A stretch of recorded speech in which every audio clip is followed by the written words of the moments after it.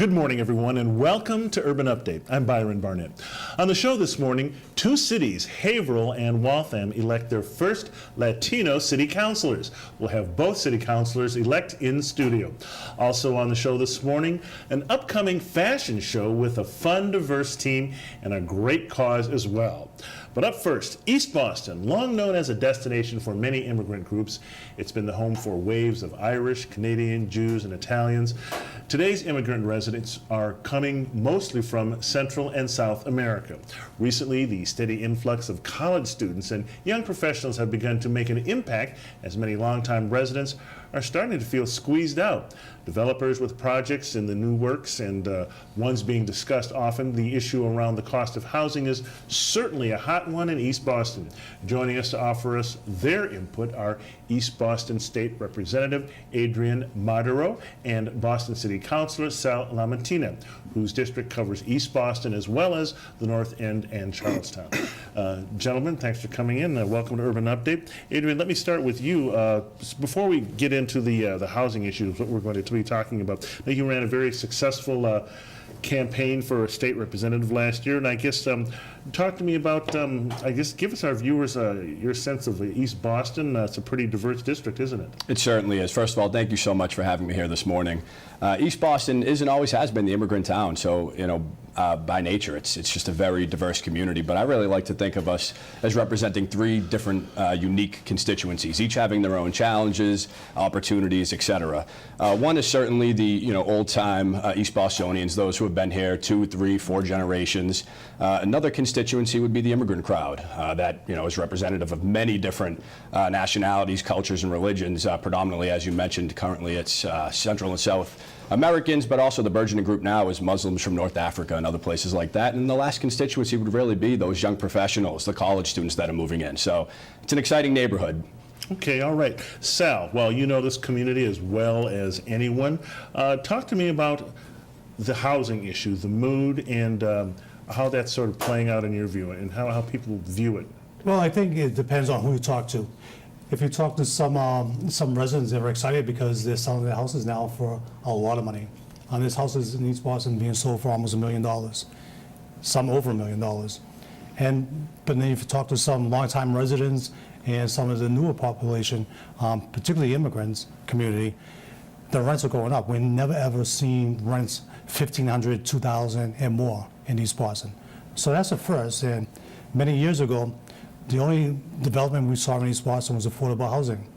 And a lot of people in that time, 9 years ago, they were against affordable housing because they thought it was Section 8. Look on the screen there. We've got some statistics right there. The rise in average monthly rent in East Boston, 1205 and 2015, 2,000. Wow, that's huge. It's a huge increase. It's a big increase, and I feel bad for the young families in East Boston, particularly the young kids like Adrian and my daughter who's 24, because they're going to be priced out. They won't be able to afford to buy a home in East Boston, so big concerns about that. Now, Adrian, I guess according to many residents, we're hearing that some of these developers who've now become landlords have issued eviction notices to entire buildings, at least that's the way it's described, ordering residents to either leave or pay up to $1,000 more per month. I mean, is there anything that that people can do about this? Anything at the legislature? It's certainly a concern, like Sal said. Gentrification is a real thing happening in East Boston, and one byproduct of gentrification is forcible displacement of residents. Really, what we're doing is advocating for a balance of development, to balance those luxury waterfront units with workforce housing, with affordable housing, so that East Boston remains a place that everyone has an opportunity to stay. Yeah. Now, Sal, you said that you've seen the same changes in the North End, and did you always sort of anticipate eventually this is going to end up here in East Boston? Yes. All the other surrounding Boston neighborhoods, Charlestown, the North End, South Boston, the South End, were already being developed. Everyone knew East Boston for many, many years. I think a lot of it had to do with before the third Harbor Tunnel was built, there was always traffic, and they look at East Boston as an airport. And East Boston is a great neighborhood. We have a lot to offer So I think people finally recognize that East Boston is a great place to live. It's close to downtown Boston, so they come to East Boston. I guess it's not really a surprise when you look and see what's happening in Boston and all the building, the expensive, all the $1 million condos going up and the expensive apartments. I guess it was only a matter of time before it spread to the communities that are closest to downtown there, would you say? I would say that I think East Boston is still more affordable than the other neighbors I just mentioned. It's more affordable in Charlestown, the North End, and South Boston. Right. Well, we've been talking about these high rents and everything. What about some positive things? I don't want to make this a whole downer. Some of the positive things going on. What would you both point to as some of the good things going on in East Boston? Look, I mean, I think we have a community that has a ton of wonderful amenities to offer, and that's part of what's driving the desirability of East Boston, and that desirability is really at an all-time high. But we'll soon be the only community in the entire city, I believe, to have a continuous greenway connecting one section of the neighborhood to the other. We have a new charter school that's about to open. We have a beach. We have waterfront development. And we have, because we're the immigrant town, we have some of the best cuisine and the most diverse cuisine in the city. So we just have a tremendous amount of value to offer, and that's why folks are coming. Yeah, well, and one thing about East Boston that I noticed is that you have this beautiful waterfront there, and you've got overlooking Boston Harbor and everything. I mean, that's really there's really some great real estate to work with there. So now our focus right now is the harbor. So we're going to focus on the harbor walk, so you could walk from Logan Airport all the way around East Boston on the waterfront. And hopefully with the waterfront development, we will have some nice restaurants that you could visit, some more retail space, health clubs. So our goal is to make sure that the waterfront is available and the community, the people that live in East Boston will have access to the waterfront.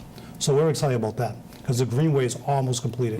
So you say the Greenway it comes right into East Boston there? So the Greenway, actually the East Boston Greenway starts from Jeffries Point and it takes you all the way to Orient Heights, to the beach. And then hopefully one day we'll get a connection from the beach to Belle Isle Marsh. We have one of the nicest salt water marsh up north in the city. Wow. And East Boston is beautiful. Who would know that, boy? And one thing you have in East Boston that I don't know how many people know about it, but I certainly knew, that's Pierce Park. It is a beautiful, stunning green space overlooking Boston Harbor. It's just stunning.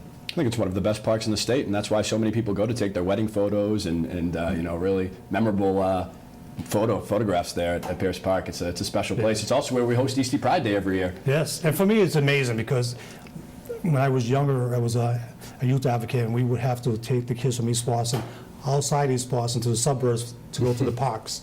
Now the suburban kids are coming to East Boston to use our parks. So it's amazing. It's not just Pierce Park, the Greenway, but all the other parks, even the city parks look nice. New soccer fields and baseball fields and football fields. And don't you have a great sailing program for kids in East Boston? Pierce Park Sailing. Pierce Park Sailing. That's very affordable for the youth of East Boston. It's a great amenity. Kids can get right out on the ocean and learn how to do it. But Exactly. all the backdrop against all of this is really the housing, the development. We have luxury apartment buildings and condos going in on the waterfront there. Yeah, but I'll tell you, like we were saying, it's about balance. And just last week, Sal and I were joined by Governor Charlie Baker in East Boston, where we were announcing a few millions of dollars in grant money from the state being spent in East Boston on 2 mixed-income developments, which include affordable housing in them. So, I mean, that's the type of development we need to be pushing for in East Boston. Yeah, and the Boston Housing Authority is going to be doing the same thing in Orient Heights, where hopefully they'll take down that development and build low-income, middle-income, workforce housing, and upper income. How worried are you about losing the character of the neighborhood? With all this development and all the yuppies coming in and everything, and this expensive. Well, listen, I welcome the yuppies. There was a time in East Boston. Listen, there was a time. He wants the yuppie vote too. No, it's not that I want their vote, but you have to understand, I'm a lifelong East Bostonian. Right. There was a time when we had a lot of abandoned houses in East Boston. We had vacant storefronts, and our friends and our family were moving out of East Boston in the 80s, and that's why we started East Boston Pride Day, because there was a lot of us that stayed in East Boston. So we've been working many years to finally get development into East Boston. Okay. Smart development, though. All right, smart development. Any parting words, anything, last thing? Thank you for having us. It's been a pleasure, and go Patriots. Okay, all right. Keep it going. Keep the fingers crossed here on that. Okay, coming up next, details on a fun fashion show with a diverse team of collaborators. All the details in just a few. Stay with us. We'll be right back.